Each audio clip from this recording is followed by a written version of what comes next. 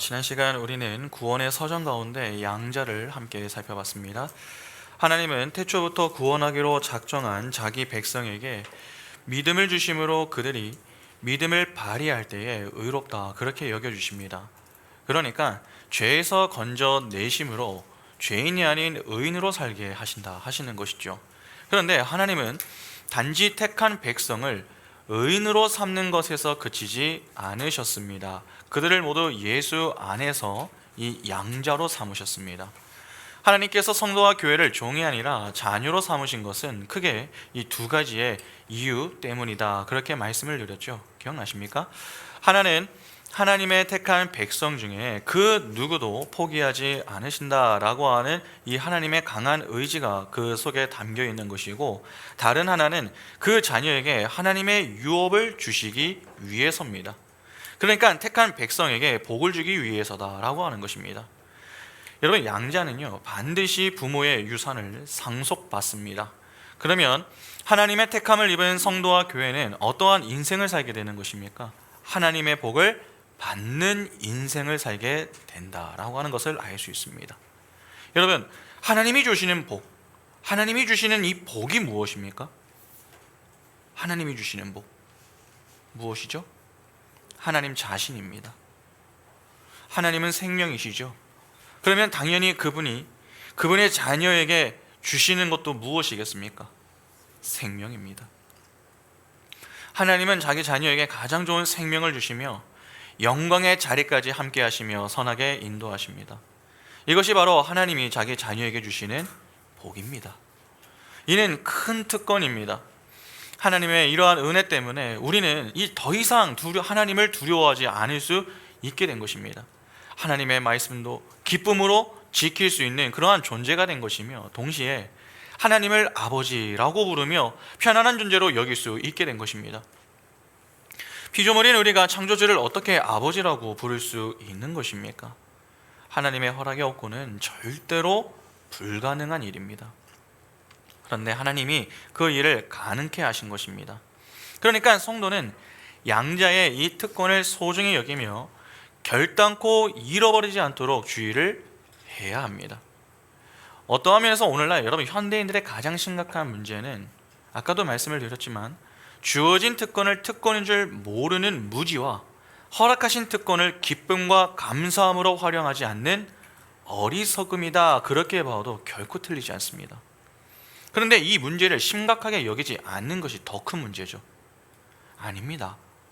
여러분, 하나님이 우리 성도와 교회에게 허락하신 가장 큰 선물이 무엇입니까? 구원입니다. 예수 그리스도라는 어린 양을 통하여서 자기 백성을 죄의 자리에서 건져내시며 자기 백성으로 부르시어 의로운 자로 여겨주시고 양자 삼아주심으로 하늘의 기업을 받게 하신 은혜와 사랑을 절대로 가볍게 여겨서는 안 됩니다. 이는 우리의 영적 생명과 직결이 되는 문제입니다. 그러니까 우리에게 주어진 특권을 특권으로 여기지 않는 것은 여전히 우리가 받은 선물인 구원이 어떠한 것인가 하는 것을 제대로 모른다라고 하는 말이 되는 것입니다. 그래서 성도는 겸손히 말씀의 자리에서 배워야 합니다. 하나님이 어떤 분이시고 또 우리를 위해서 행하신 그 일이 무엇인가 하는 것을 바르게 아는 일에 힘을 써서 바르게 이해하고 알아서 우리에게 주어진 특권을 기쁨으로 누리는 자리까지 향할 수 있어야 합니다. 하나님은 자기 백성을 그냥 종의 자리에 두지 않으시고 양자 삼으심으로 아예 이 자녀로 삼아버리셨습니다. 그런데 구원의 서정은 하나님의 자녀가 되는 것에서 그치지 않습니다. 양자 다음이 있죠. 바로 성화입니다. 칭의와 함께 가장 많이 알려진 용어가 성화입니다. 사실 오늘날 많이 무너져 있는 개념 중에 하나가 이 성화교리입니다. 칭의에 대한 사람들의 관심도는요 생각보다 높습니다. 예수를 믿음으로 의로워진다라고 하는 것을 중요하게 여기고 또 필요한 것으로 여깁니다. 왜냐하면 이 문제는 결국 구원과 직결이 되기 때문에 그렇죠. 분명 중요합니다. 그러나 오늘날 지나치게 칭의에만 관심을 두는 경향이 많습니다. 우리는 예수를 믿는 것에만 신경을 쓸 뿐 정작 예수를 어떻게 믿을 것인가 하는 것에 대해서는 크게 생각하지 않습니다. 그래서 신앙생활을 해도 변화가 없습니다. 그러니까 결국 예수를 믿는 이유는 단순해지죠. 예수 믿고 천국에 가자. 예수를 믿음으로 우리가 천국에 가는 것은요, 맞습니다. 그러나 생각해야 할 것이 있습니다.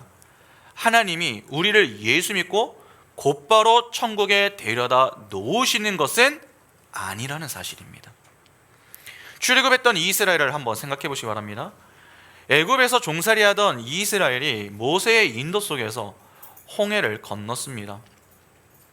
홍해 도하 사건은 이스라엘의 구원 사건이죠. 그러니까 칭의에 해당하는 사건이 이 홍해 도하 사건입니다. 그런데 그들이 홍해를 건너자마자 곧바로 가나안 땅에 들어갔습니까? 그렇지 않습니다. 하나님이 약속하신 그 가나안 땅에 이르기까지 여러분, 그들은요 무려 약 40년 동안 광야에서 생활을 했습니다. 성경에서 40년은 한 세대를 상징합니다. 그런데 스데반은 이스라엘의 광야 생활을 이렇게 표현합니다. 사도행전 7장 38절 보시면, 시내산에서 말하던 그 천사와 우리 조상들과 함께 광야 교회에 있었고 또 살아있는 말씀을 받아 우리에게 주던 자가 이 사람이라. 스데반이 광야 생활을 뭐라고 합니까? 광야 교회라고 하죠. 이는 광야 생활은 곧 구원받은 자, 즉 교회와 성도인 우리에게 필연임을 보여주는 것입니다. 성도의 목적지는 천국입니다. 천국은 하나님이 계신 곳입니다. 하나님은 흠이 없는 거룩한 분이십니다. 그래서 그분은 죄인과 함께하지 않으십니다. 죄인과 함께하지 않으시기 때문에 여러분, 하나님은 죄인의 간구를 들으실까요? 안 들으실까요? 듣지 않으십니다. 요한복음 9장 31절 보시면, 하나님이 죄인의 말을 듣지 아니하시고 경건하여 그의 뜻대로 행하는 자의 말은 들으시는 줄을 우리가 아나이다. 여기 보면 하나님은 죄인의 말을 듣지 않으신다고 합니다. 이는 거룩하신 하나님은 죄인과 함께하지 않으신다라고 하는 것을 보여주는 것입니다. 하나님은 절대로 죄인과 함께하지 않으십니다. 그러면 성도가 거룩하신 하나님과 함께하기 위해서는 반드시 어떠한 상태가 되어야 하는 것입니까? 거룩하고 흠이 없는 상태가 되어야 합니다. 하나님이 계신 곳은 거룩한 자, 죄가 없는 자만이 들어갈 수 있습니다. 그래서 야곱이 가나안 땅을 밟기 이전에 무엇을 합니까? 천사와 씨름을 하고 새로운 이름을 받습니다. 그 이름이 무엇입니까? 이스라엘입니다. 그러니까 그는 이전에 남을 속이며 살던 야곱으로 가나안 땅에 들어간 것이 아니라 하나님의 손길에 의해서 전 인이 죽고 은혜로 살아난 자 이스라엘로 가나안 땅에 들어간 것입니다. 달리 말해서 거룩한 자로 그곳에 들어가게 되었다 하는 것입니다. 바로 이러한 작업이 필요하다는 것입니다. 그 작업을 위한 과정으로 허락되는 곳이 광야 생활입니다. 성화는 여러분 상당히 중요합니다.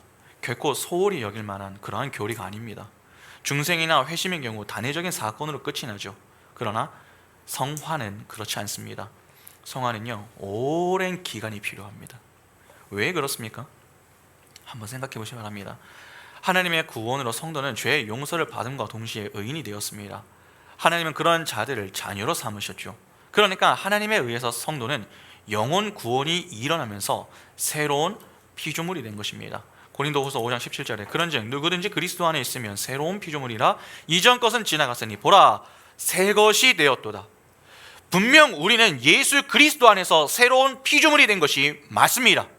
그러나 우리의 몸은 어떻습니까? 예수를 믿는다고 해서 우리의 육체가 달라집니까? 아닙니다. 그대로입니다. 우리의 영혼은 변하지만 우리의 몸은 아직 그대로입니다. 우리의 육은 여전히 죄의 오염과 부패가 남아 있습니다. 그러면 어떤 문제가 생기겠습니까? 옛사람과 새사람 사이에서 충돌이 일어납니다.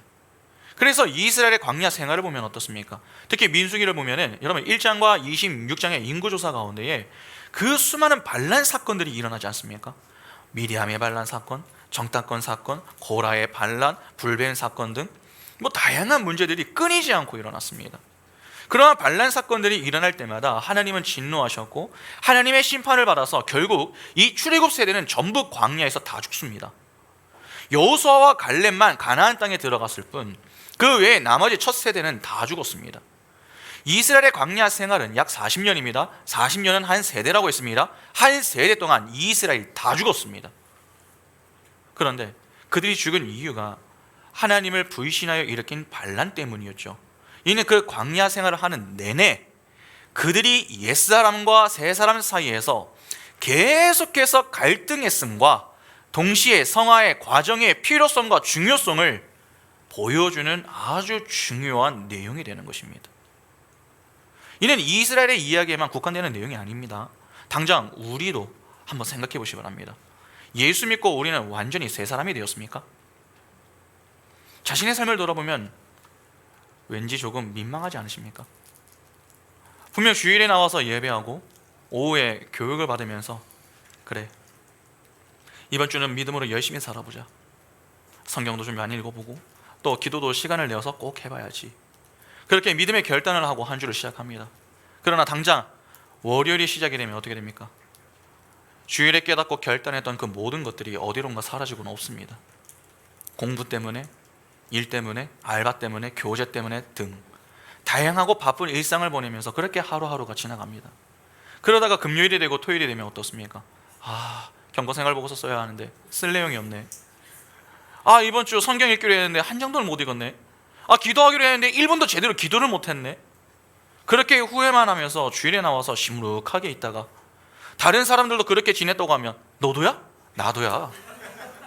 그렇게 위로를 얻으면 다시 한번 결단을 하고 돌아갑니다. 그러니까 생각만큼 신앙생활은 만만치가 않습니다.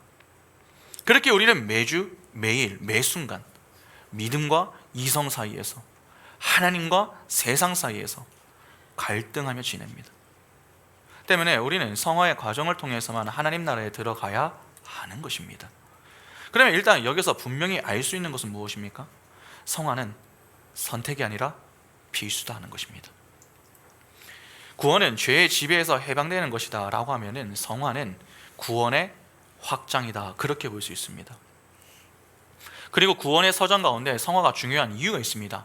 여러분, 성화 이전까지의 내용들을 보면은 소명, 중생, 회심, 칭의, 양자는 모두 외적으로 표출이 되지 않습니다.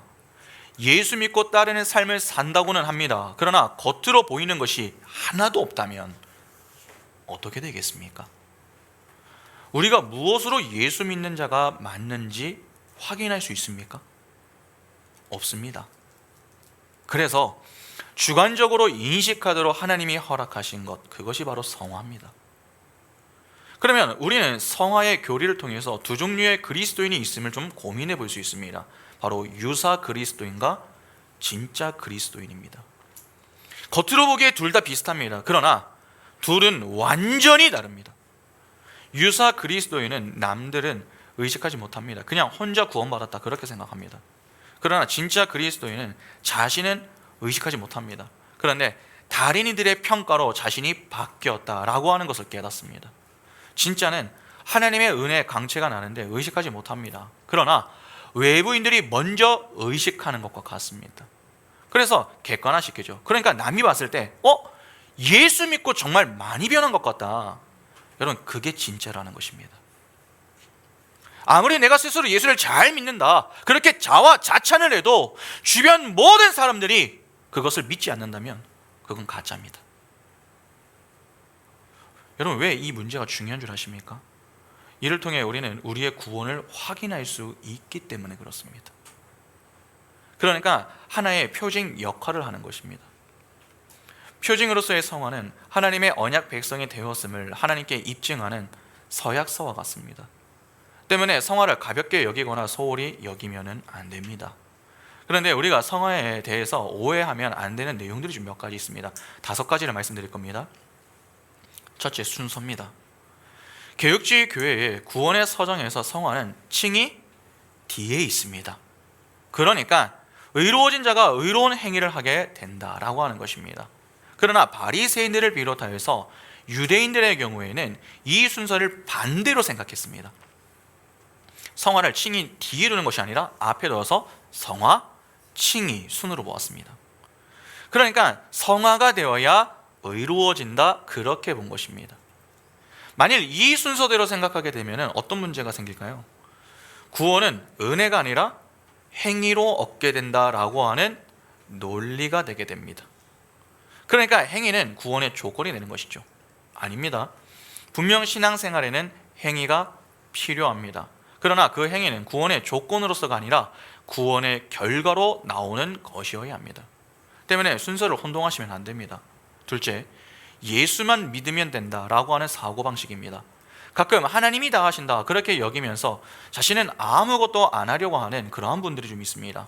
듣기에 따라 매우 좋은 신앙을 소유한 것처럼 보일 수 있습니다. 그러나 그것은 신앙이 좋은 것이 아니라 신앙이 없는 것입니다. 아니, 잘못된 신앙입니다. 그것은 하나님을 시험하는 것입니다. 학생이 시험 성적을 잘 받으려면 반드시 공부를 해야 합니다. 하나님은 구원받은 자기의 백성을 가만히 내버려 두지 않으십니다. 반드시 손과 발을 움직이게 만드십니다.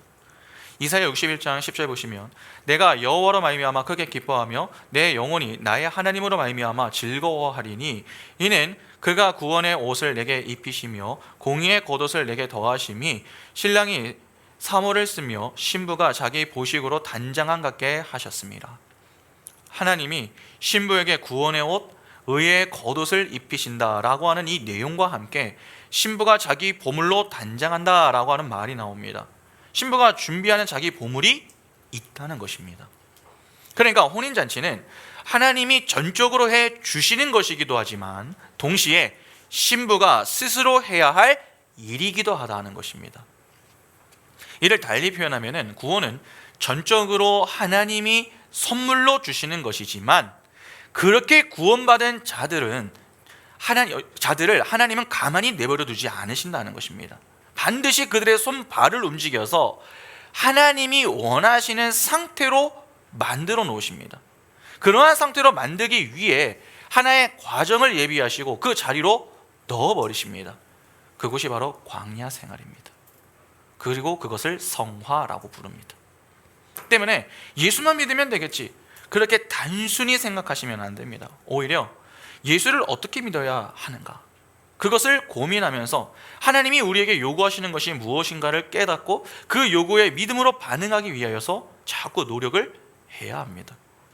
하나님이 우리에게 목표하신 지점은 혼인잔치가 있는 곳입니다. 그것이 바로 하나님의 나라, 즉 천국입니다. 그것의 아름다운 신부로 하나님은 우리를 다듬기 위해 그 자리로 끌고 가십니다. 그때 우리는 예배라고 하는 것을 통하여서 자기 보물로 단장을 해야 하는 것이며 하나님이 원하시는 신부의 모습으로 거룩과 거룩함의 온전함을 위하여 조금씩 준비를 해야 합니다. 여러분, 그게 성화입니다. 그런데 아마 성경을 읽어보신 분들은 조금 궁금함이 되실지 모르겠습니다. 목사님, 그러면 바울이 쓴 로마서하고 야고보가 쓴 이 야고보서를 어떻게 생각을 해야 합니까? 하는 것입니다. 여러분, 분명 구원은 믿음으로 선물로 은혜로 받는다라고 했습니다. 우리의 행위는 구원의 조건이나 근거가 되지 않는다, 그렇게 교훈하죠. 로마서 3장 23절부터 28절 보시면 모든 사람이 죄를 범하였음에 하나님의 영광에 이르지 못하더니 그리스도 예수 안에 있는 성령으로 말미암아 하나님의 은혜로 값없이 의롭다 하심을 얻은 자 되었느니라. 이 예수를 하나님이 그의 피로써 믿음으로 말미암는 화목제물로 세우셨으니 이는 하나님께서 길이 참으시는 중에 전에 지은 죄를 간과하심으로 자기의 의로우심을 나타내려 하심이니 곧 이때에 자기의 의로우심을 나타내사 자기도 의로우시며 또한 예수 믿는 자를 의롭다 하려 하심이라. 그런즉 자랑할 때가 어디냐, 있을 수가 없느니라. 무슨 법으로냐, 행위로냐? 아니라 오직 믿음의 법으로니라. 그러므로 사람이 의롭다 하심을 얻는 것은 율법의 행위에 있지 않고 믿음으로 되는 줄 우리가 인정하노라. 우리의 구원은 우리의 행위와 아무런 관계가 없습니다. 그렇게 우리의 구원은 오직 믿음으로만 얻을 수 있다고 바울은 분명하게 이야기를 합니다. 그리고 로마서 4장 1절부터 5절도 한번 보겠습니다. 그런즉 육신으로 우리 조상인 아브라함이 무엇을 얻었다 하리요? 만일 아브라함이 행위로서 의롭다 하심을 받았으면 자랑할 것이 있으려니와 하나님 앞에서는 없느니라. 성경이 무엇을 말하느냐? 아브라함이 하나님을 믿음에 그것이 그에게 의로 여겨진 바 되었느니라. 일하는 자에게는 그 삭시 은혜로 여겨지지 아니하고 보수도 여겨지거니와 이를 아니할지라도 경건하지 아니한 자를 의롭다 하시는 이를 믿는 자에게는 그의 믿음을 의로 여기시나니. 바울은 행위가 아니라 믿음으로 의롭다 함을 받는 증거로 지금 누구를 제시합니까? 아브라함을 제시합니다. 아브라함은 행위가 아니라 믿음으로 구원을 받았다라고 하는 것이죠. 그런데 야고보는 이와 반대로 이야기합니다. 야고보서 2장 14절부터 보시면 내 형제들아 만일 사람이 믿음이 있노라 하고 행함이 없으면 무슨 유익이 있으리요? 그 믿음이 능히 자기를 구원하겠느냐? 만일 형제나 자매가 헐벗고 일용할 양식이 없는데 너희 중에 누구든지 그에게 이르되 평안히 가라 덥게 하라 배부르게 하라 하며 그 몸에 쓸 것을 주지 아니하면 무슨 유익이 있으리요? 이와 같이 행함이 없는 믿음은 그 자체가 죽은 것이라. 어떤 사람은 말하기를 너는 믿음이 있고 나는 행함이 있으니 행함이 없는 내 믿음을 내게 보이라. 나는 행함으로 내 믿음을 내게 보이리라 하리라. 내가 하나님은 한 분이신 줄을 믿느냐? 잘 아는도다. 귀신들도 믿고 떠느니라. 허탄한 사람아, 행함이 없는 믿음이 헛것인 줄을 알고자 하느냐? 우리 조상 아브라함이 그 아들 이삭을 제단에 바칠 때에 행함으로 의롭다 하심을 받은 것이 아니냐? 내가 보거니와 믿음이 그의 행함과 함께 일하고 행함으로 믿음이 온전하게 되었느니라. 이에 성경에 이른바 아브라함이 하나님을 믿으니 이것을 의로 여기셨다는 말씀이 이루어졌고 그는 하나님의 벗이라 칭함을 받았나니 이러보건대 사람이 행함으로 의롭다 하심을 받고 믿음으로만은 아니니라. 어떠십니까? 여러분, 내용만 두고서 딱 비교를 하면은 바울과 야고보는 서로 정반대의 이야기를 하는 것처럼 보입니다. 그러니까 성경은 서로 모순되어 보인다라고 하는 것이죠. 바울은 믿음으로만 구원을 얻는다라고 하여서 아브라함을 예로 들었습니다. 그런데 야고보도 행위를 강조하면서 예로 제시한 자가 아브라함입니다. 여러분, 이를 어떻게 이해해야 합니까? 바울은 갈대아 우르에서 우상을 만들어 팔던 아브라함이 하나님이 누구인지도 모르고 구원이 무엇인지도 모르고 있어서 그때 하나님이 그에게 찾아가 믿음을 선물하시고 구원을 하신 칭의의 관점에서 로마서에 아브라함을 등장시킨 것입니다. 반면에 야고보는 그렇게 전적인 은혜로 구원을 하신 하나님이 아브라함을 그냥 갈대아 우르에 가만히 내버려 두지 않고 거기에서 뽑아내어 100세에 낳은 아들을 하나님께 서슴없이 바치는 순종하는 자로 만들어 내시는 성화의 관점에서 아브라함을 등장시킨 것입니다. 그러니까 우리 성도들은 구원을 받게 되면은 반드시 하나님께 항복하는 자리로, 그분의 뜻에 전적으로 자신의 삶을 맡기는 자리로 하나님께 그들의 손발을 움직여가게 만드신다라고 하는 것을 성경이 보여주는 것입니다. 그러니까 하나님은 우리를 가만히 내버려 두십니까? 절대로 가만히 내버려 두지 않는다. 이게 지금 성경이 하고 싶은 이야기입니다. 때문에 바울과 야고보는 서로 다른 이야기를 하는 게 아닙니다. 오히려 상호 보완적인 이야기를 하는 것으로 보아야 합니다. 그러나 적어도 분명한 사실은 칭의와 성화는 서로 뗄 수 없는 밀접한 관계다라고 하는 사실이며 성화는 반드시 필요한 과정임을 성경이 교훈하고 있다는 것입니다. 셋째, 철학적이고 실존주의적인 관점으로 성화를 이해하는 것입니다. 이런 성화의 필요성과 중요성은 알겠습니다. 그런데 성화를 마치 하나님처럼 되는 과정으로 이해하는 경우가 좀 있습니다. 성화의 초점을 맞추는 대상은 마지막 아담으로서의 예수 그리스도입니다. 이는 마지막 아담 예수 그리스도의 인성의 연합이지 신성의 연합은 아닙니다. 의외로 성화를 하나님으로 되어가는 과정으로 오해하시는 분들이 은근히 많습니다. 그러니까 신비적인 체험으로 자기가 성화가 된다, 그렇게 생각을 하는 것이죠.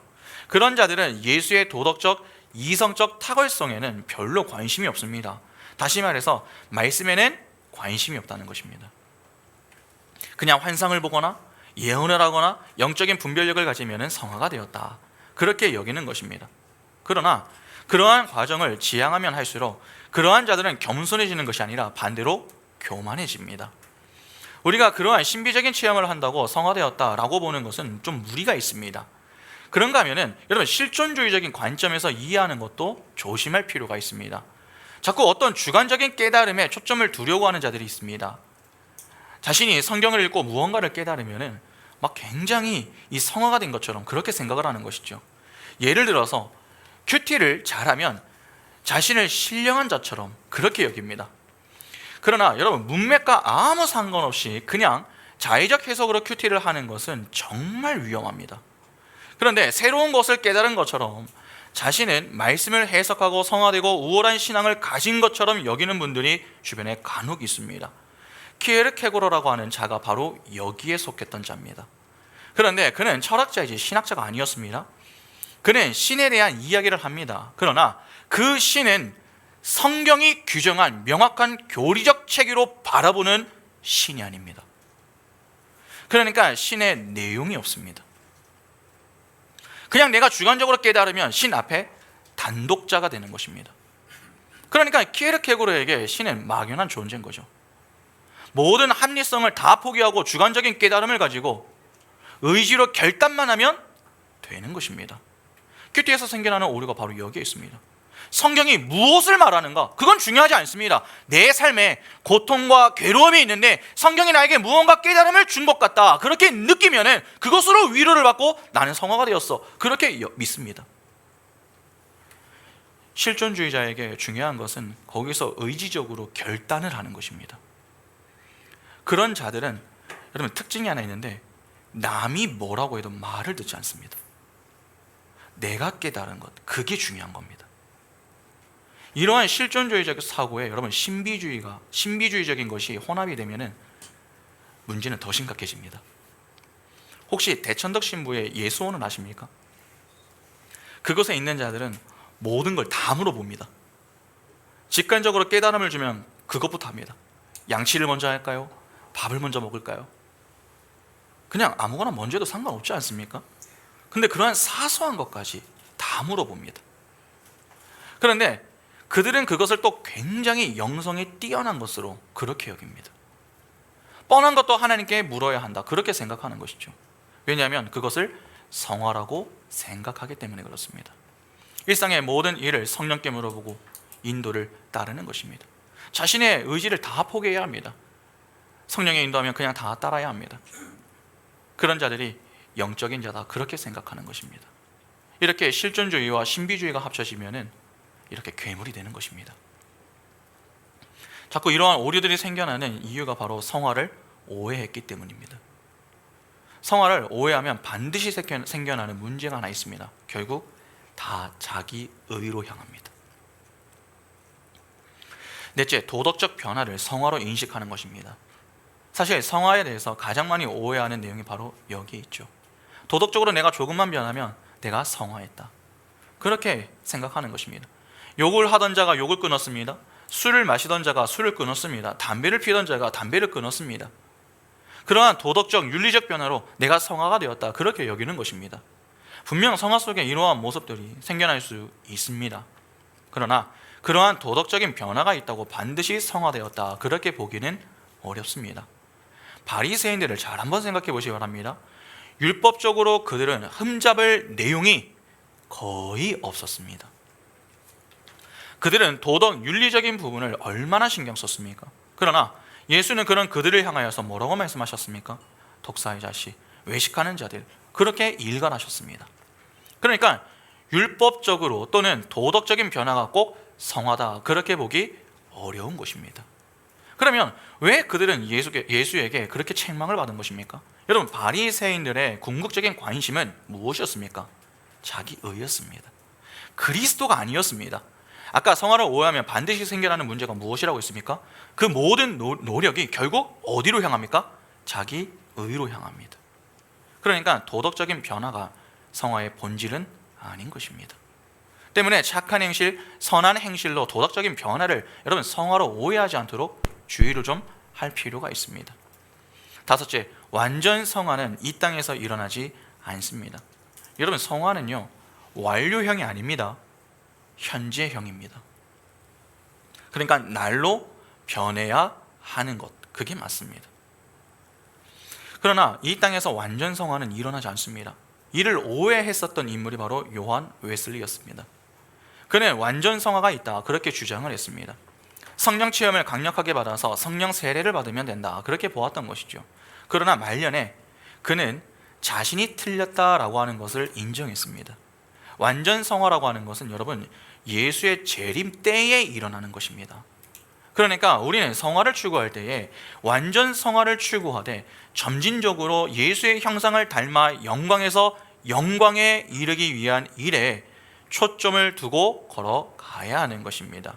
그래서 오늘 바울이 이렇게 이야기하는 것입니다. 고린도후서 3장 18절 보시면 우리가 다 수건을 벗은 얼굴로 거울을 보는 것 같이 주의 영광을 보매 그와 같은 형상으로 변화하여 영광에서 영광에 이르니 곧 주의 영으로 말미암음이니라. 그러면 성경에서 교훈하는 성화가 무엇입니까? 여러분, 하나님이 광야 생활을 하는 가운데 이스라엘에게 요구했던 것이 무엇이었습니까? 거룩입니다. 레위기 11장 45절에 나는 너희의 하나님이 되려고 너희를 애굽 땅에서 인도하여 낸 여호와라. 내가 거룩하니 너희도 거룩할지어다. 내가 거룩하니 너희도 거룩하라 하는 것이었습니다. 그러니까 성화의 핵심은 바로 거룩입니다. 신구약 전부 이 거룩을 매우 강조합니다. 데살로니가전서 4장 3절 보시면 하나님의 뜻은 이것이니 너희의 거룩함이라 곧 음란을 버리고, 베드로전서 1장 16절에 기록되었을 때 내가 거룩하니 너희도 거룩할지어다 하셨느니라. 하나님이 택한 자기 백성에게 요구하시는 것 딱 하나입니다. 바로 거룩입니다. 그러면 하나님이 이스라엘에게 광야 생활을 하게 하신 이유는 여러분 무엇 때문입니까? 바로 이스라엘의 거룩과 거룩함의 온전함을 위하여 허락하신 것입니다. 그러면 자연스럽게 우리는 궁금함이 생깁니다.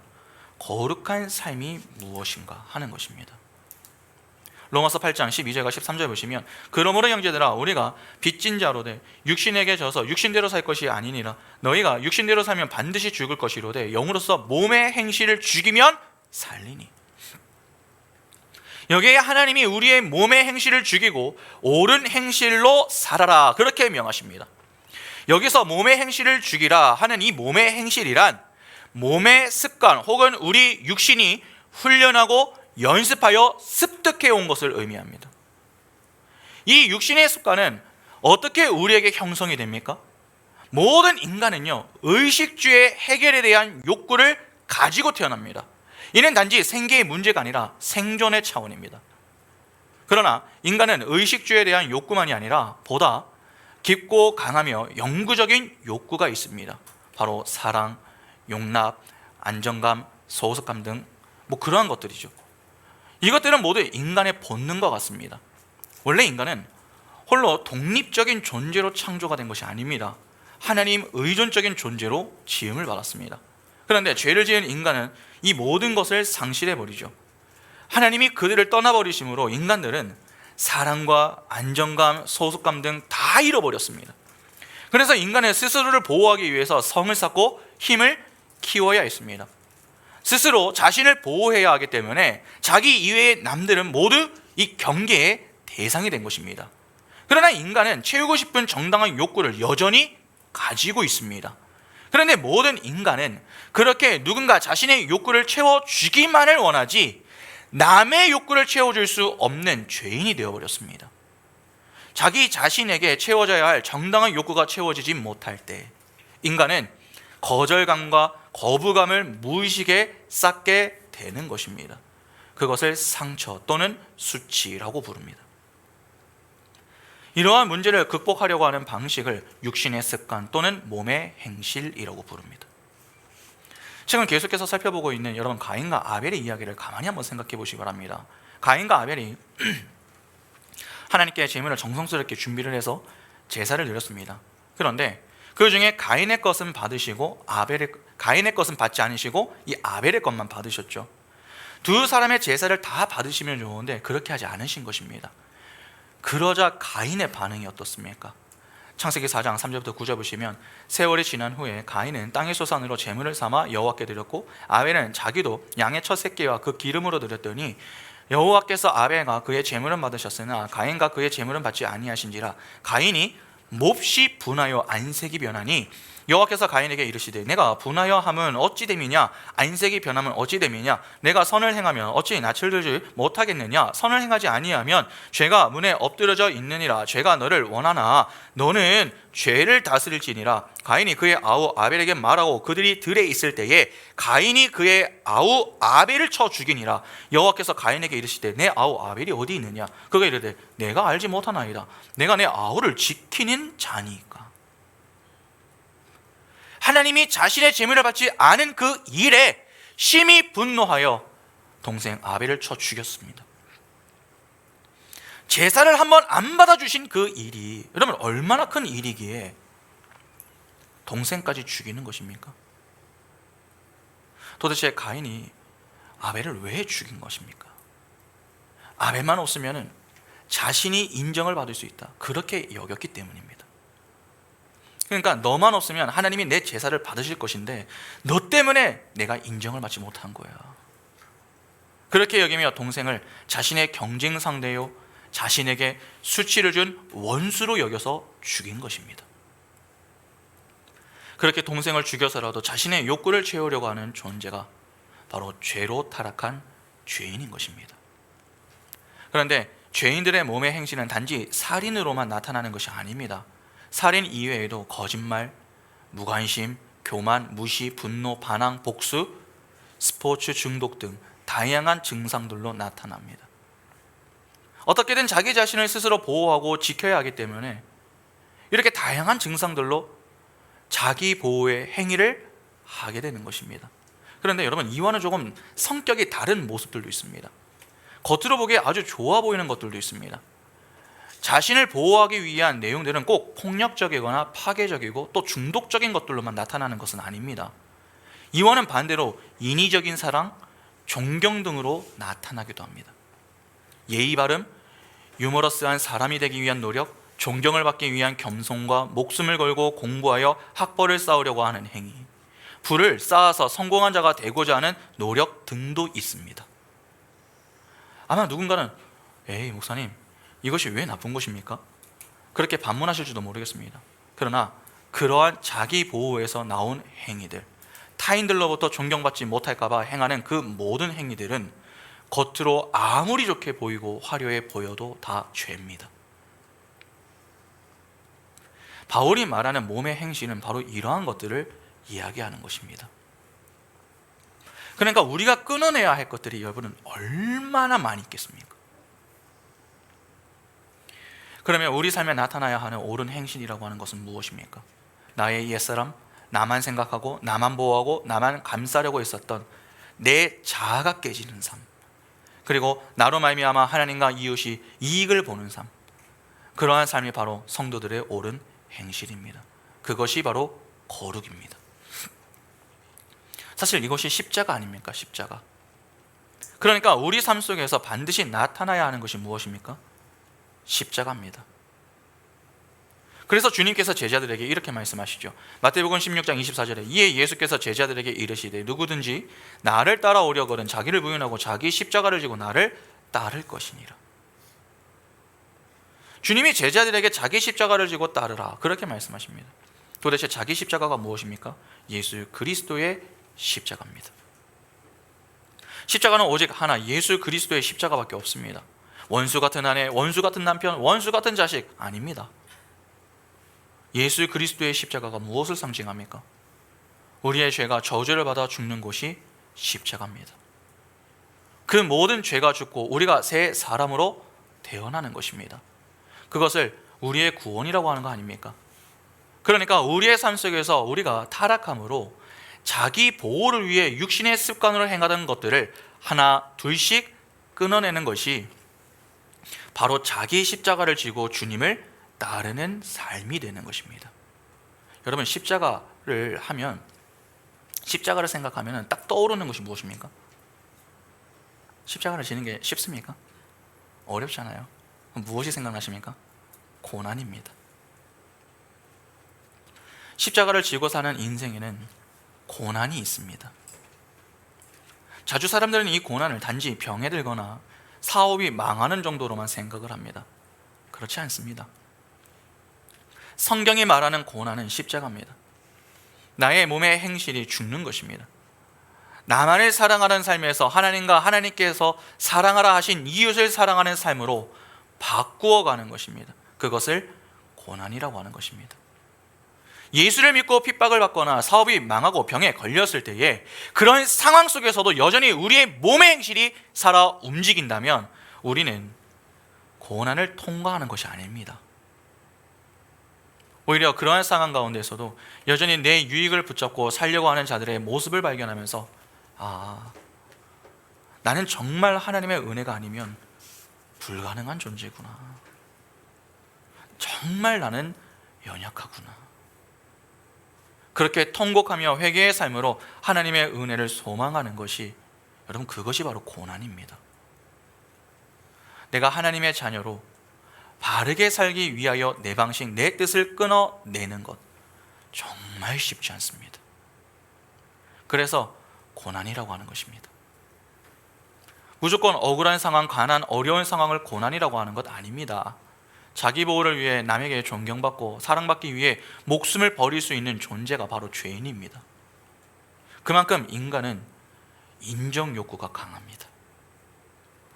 그러나 그러한 몸부림이 내 이웃을 사랑하고 원수까지 사랑하며 하나님을 사랑하는 것으로 결과되어지지 못하면 그 삶은 고난의 삶이 아닌 것입니다. 오히려 바리새인들의 삶이 됩니다. 우리가 진정 구원을 받은 자가 맞다면 내 육신의 습관을 죽여가는 고난이 나타나야 합니다. 단지 보이는 몇 가지 도덕적인 변화를 가지고 성화했다, 여러분, 그렇게 말하는 것은요, 참으로 우스운 것입니다. 그러니까 성화의 과정을 지나면서 우리가 점검을 해야 할 것은 그리스도의 고난인 십자가가 내 삶 속에서 나타나고 있는가의 여부입니다. 그 십자가의 삶이 나타나고 있다면 그 사람은 바르게 가고 있는 것입니다. 하나님은 우리를 그 자리로 인도하고 계시는 것입니다.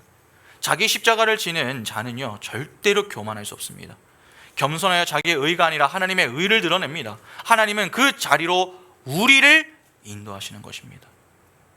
어떠십니까? 오늘 우리는 진정 바르게 성화의 과정을 지나가고 있는 자들이 맞습니까? 주님의 십자가가 우리의 삶 속에서 나타나고 있습니까? 아니면 단지 내가 조금 노력하여 변화된 행위들만이 나타나고 있습니까? 나를 위해, 나를 중심으로 살던 삶에서 돌이켜 나의 육신의 습관을 죽이고, 또 우리 성도들이 내 이웃을 위하고 하나님을 위하는 하늘나라의 삶의 원리로 사는 것, 그것이 하나님이 자기 백성에게 요구하시는 옳은 행실이며 거룩입니다. 그 거룩을 하나님이 우리에게 요구하시는 것이죠. 내가 거룩하니 너희도 거룩하라. 이 말씀이 이제 조금 이해가 되십니까? 성도는 싸우는 자들입니다. 중요한 것은 무엇과 싸우느냐 하는 것이겠죠. 여러분, 우리는 무엇과 싸우고 있습니까? 내 속에 있는 몸의 행실을 죽이는 일로, 또 그리스도의 고난인 그 십자가를 드러내기 위해서 싸우고 계십니까? 아니면 여전히 몸의 행실을 죽이지 않고 내 것을 얻어내기 위해서 하나님을 이용하며 보이는 외적 변화로 자기 의를 챙기기 위한 싸움을 하고 계십니까? 우리는 하나님의 자녀입니다. 하나님의 자녀는 하나님의 자녀다워야 합니다. 하나님이 그렇게 우리를 다듬어 가십니다. 소극적인 차원에서는 죄를 죽이고 몸의 행실을 죽이는 것으로, 적극적인 차원에서는 옳은 행실을 하게 하시는 것으로 우리를 점점 거룩하게 만들어 가시는 것입니다. 그러나 이 일을 우리의 힘과 능력으로 감당할 수 없음을 잘 아시기에 우리를 위하여 보내주신 분, 그분이 바로 성령입니다. 그래서 우리가 최근에 함께 읽고 있는 것이 무엇입니까? 존 오웬의 죄 죽이기 아닙니까? 오웬은 죄 죽이기를 성도의 평생 과업이다, 그렇게 이야기를 합니다. 왜 성도의 평생 과업이 여러분 죄 죽이기입니까? 구원받은 성도가 주님을 다시 만나는 그 날까지 성화의 길을 걸어가야 하기 때문에 그렇습니다. 그래서 그가 그렇게 이야기한 것입니다. 꼭 기억하시기 바랍니다. 성화의 핵심은 다른 것이 아닙니다. 주님의 십자가입니다. 엉뚱한 것과 싸우지 마시기 바랍니다. 무언가 결단해서 내가 그것을 얼마나 했는가, 그것은 그리 중요한 것이 아닙니다. 술을 마시면서도 계속해서 끊지 못하고 마실 수도 있고, 담배를 금연하겠다고 다짐하고 결단하면서도 그렇게 못하고 또 담배를 입에 물고 필 수도 있습니다. 내가 끊었는가 끊지 못했는가, 그 자체가 중요한 게 아닙니다. 그 과정 속에서 끊임없이 넘어지는 자신의 모습을 보면서 여전히 나를 위해 살고자 하며 몸의 행실을 스스로의 힘으로 끊어낼 수 없을 만큼 연약한 존재가 바로 자기 자신임을 자각하며 겸손히 하나님 앞에 나와 하나님, 저 좀 도와주세요. 제게는 주님의 은혜가 꼭 필요합니다.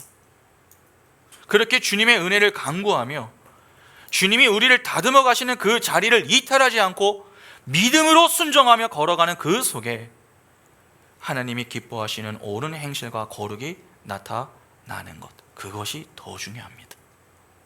여러분, 그것이 중요한 것입니다. 그런데 그런 거 하나 없이 그냥 술을 끊었다, 담배 끊었다, 그것이 자기 의의가 될 수 있다는 것입니다. 하나님은 자기의 백성을 다듬어 하나님이 기뻐하시는 열매를 맺게 하십니다. 그런데 적당하게 맺게 하지 않으십니다. 풍성하게 맺게 하십니다. 요한복음 15장 1절부터 보시면, 나는 참 포도나무요 내 아버지는 농부라. 물은 내게 붙어 있어 열매를 맺지 아니하는 가지는 아버지께서 그것을 제거해 버리시고, 물은 열매를 맺는 가지는 더 열매를 맺게 하려 하여 그것을 깨끗하게 하시느니라. 너희는 내가 일러준 말로 이미 깨끗하여졌으니 내 안에 거하라. 나도 너희 안에 거하리라. 가지가 포도나무에 붙어 있지 아니하면 스스로 열매를 맺을 수 없음 같이 너희도 내 안에 있지 아니하면 그러하리라. 나는 포도나무요 너희는 가지라. 그가 내 안에 내가 그 안에 거하면 사람이 열매를 많이 맺나니 나를 떠나서는 너희가 아무것도 할 수 없습니다. 사람이 내 안에 거하지 아니하면 가지처럼 밖에 버려져 마르나니 사람들이 그것을 모아다가 불에 던져 사르느니라. 너희가 내 안에 거하고 내 말이 너희 안에 거하면 무엇이든지 원하는 대로 구하라. 그리하면 이루리라. 너희가 열매를 많이 맺으면 내 아버지께서 영광을 받으실 것이요 너희는 내 제자가 되리라. 아버지께서 나를 사랑하신 것 같이 나도 너희를 사랑하였으니 나의 사랑 안에 거하라. 내가 아버지의 계명을 지켜 그의 사랑 안에 거하는 것 같이 너희도 내 계명을 지키면 내 사랑 안에 거하리라. 내가 이것을 너희에게 이름은 내 기쁨이 너희 안에 있어 너희 기쁨을 충만하게 하려 함이라. 하나님이 우리의 거룩을 위해서 보내신 분이 바로 성령입니다. 그러면 우리 인생에 여러분, 성령으로 인해서 맺게 되는 열매 역시 무엇이겠습니까?